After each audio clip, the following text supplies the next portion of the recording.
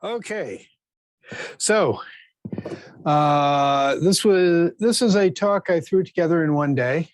So hopefully you all will enjoy what I've got to say. It was because I was talking with Heather last night going, gee, did you see this weird thing? Do you know about this weird thing? And she said, well, talk about it. So I'm going to talk about ellipses and arcane syntax. This came about because I went to PyCon, and after the official talks, I went down to join a group that was sprinting on Mesa, which is an agent-based I/O program. I mean, agent-based modeling framework. And saw some things in there that I didn't really understand and thought I'd look up. So the first is the ellipses content. So if you see the little blue square there, the ... It's repeated 3 times in the definition each time, and then there's a real definition. And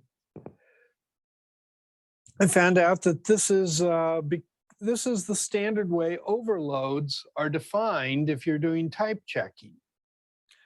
But still, what does the ... mean? Also found it in a couple other places. If you're defining a type alias, or if you're saying a callable and you really don't care what is being passed into the callable, you use it. Now, of course, the most common place you see this is in the REPL, where it's used as the prompt continuation character. But this is not what we're talking about here. No, no, no.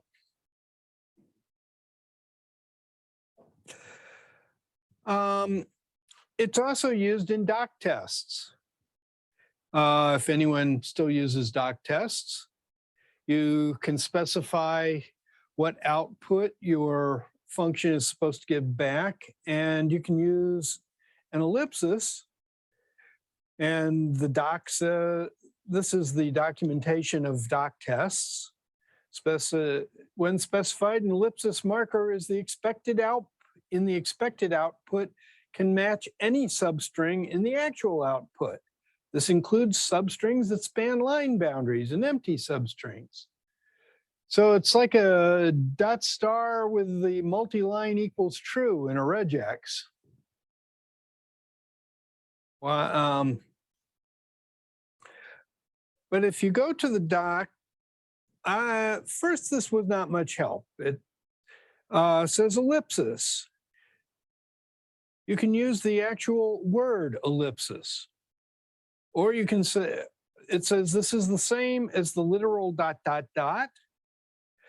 It is a special value used mostly in conjunction with extended slicing syntax for user-defined container types. Is the sole instance of types ellipsis type, which seems rather opaque. But this is on the built-in constants documentation. So it is the sole instance of a type. And so it's a constant. You can do stuff like, well, this canonical way is if you have no implementation, you just say pass. But you can have a constant there, ... You could have another constant there, 2. Doesn't matter. You run them, the function won't do anything. And that's about as far as I got in that. There is further information about using it in the PEP 484, which is defining we go back here, this at overload decorator. But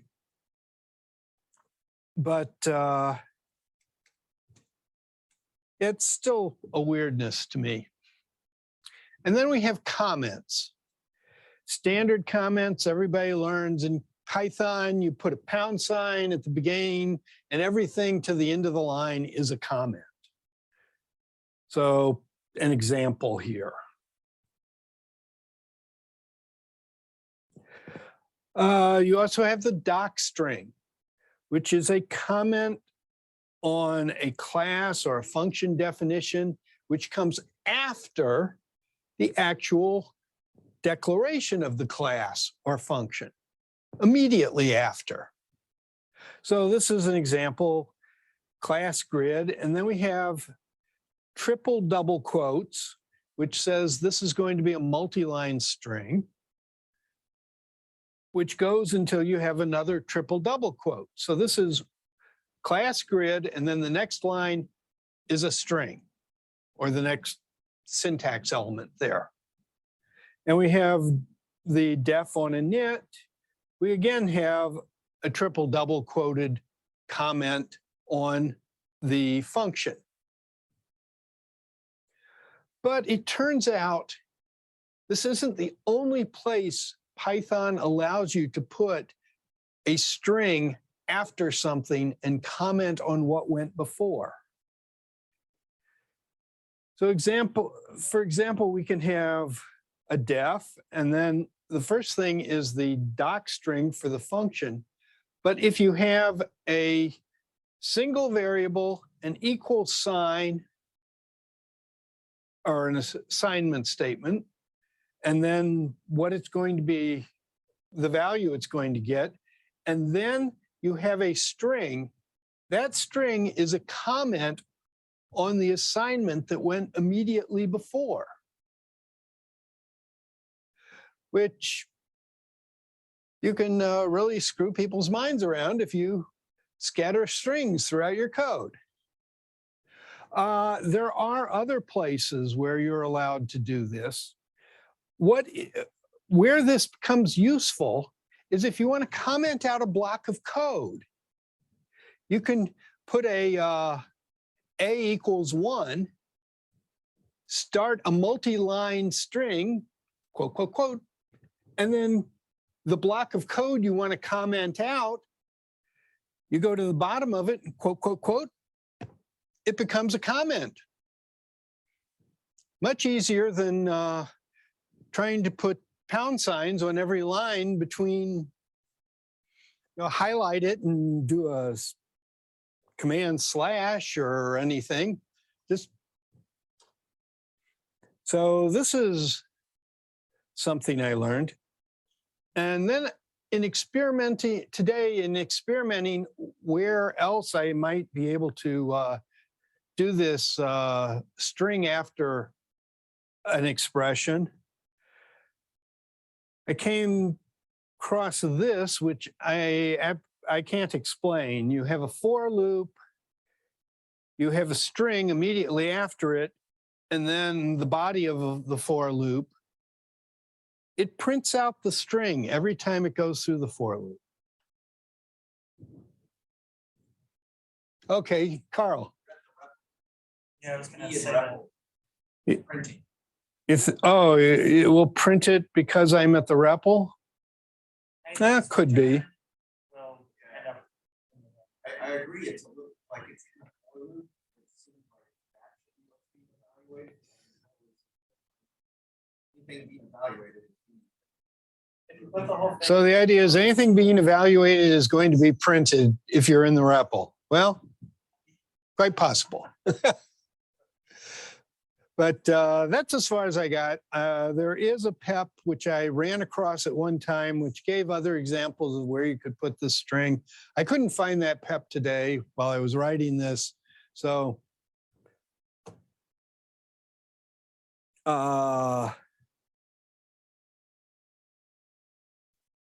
Okay, that just went backwards, yeah. That's it.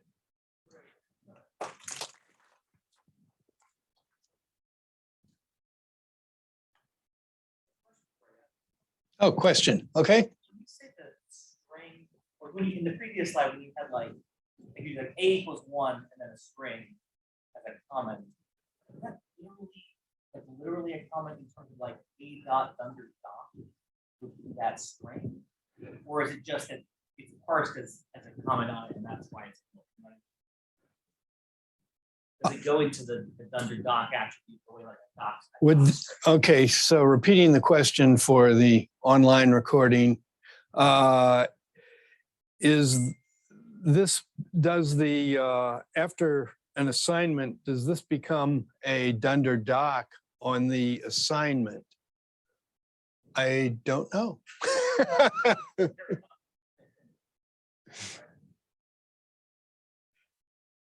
It would be nice if there were docs on assignments, but Well,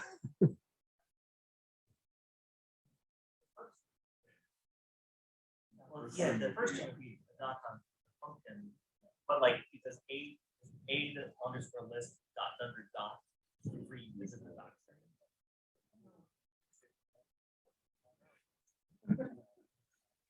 well, Ray's going to try it.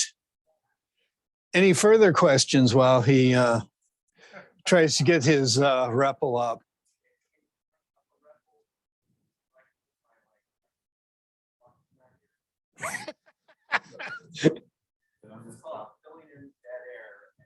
Use the mic.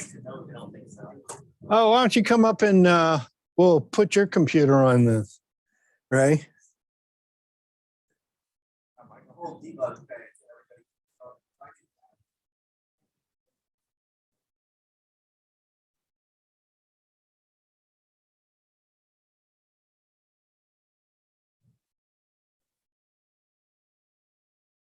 It's just not.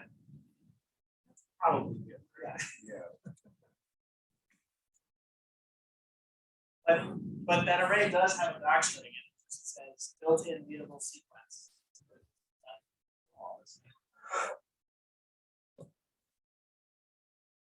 No arguments given. Okay, Carl, what do you want me to do?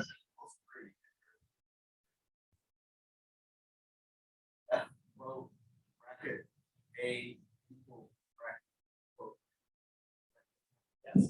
That sounds great. What, A? So it's a string with A in F, it, F And- quotation mark. Wait. F strings. it equals after A in the doc. I don't know. All right. Meeting's over. Tegus is great. Not hiring engineers. All right.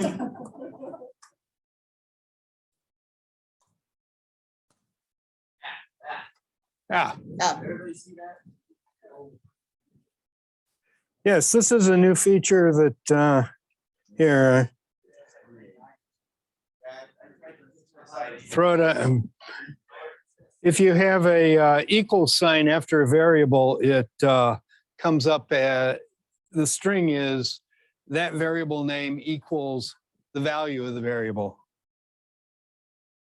There's actually a lot of fun F-string stuff that you can do. Like if you want it as bits, like a series of zeros and ones.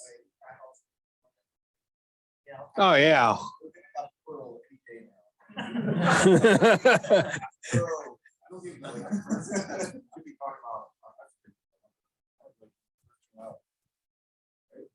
I remember. Yeah. the talk. Yeah, I gave I gave the first F string talk here. Also, I'd like to note that A.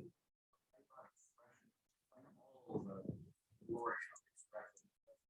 I mean, Yeah, except in 310, it can't have a colon in it. Well, parse you can put a colon in it. It's the format part of that. So try and do like a string slice with a colon. Say, you can't have a colon in an F string. Get lost. That's most of an expression.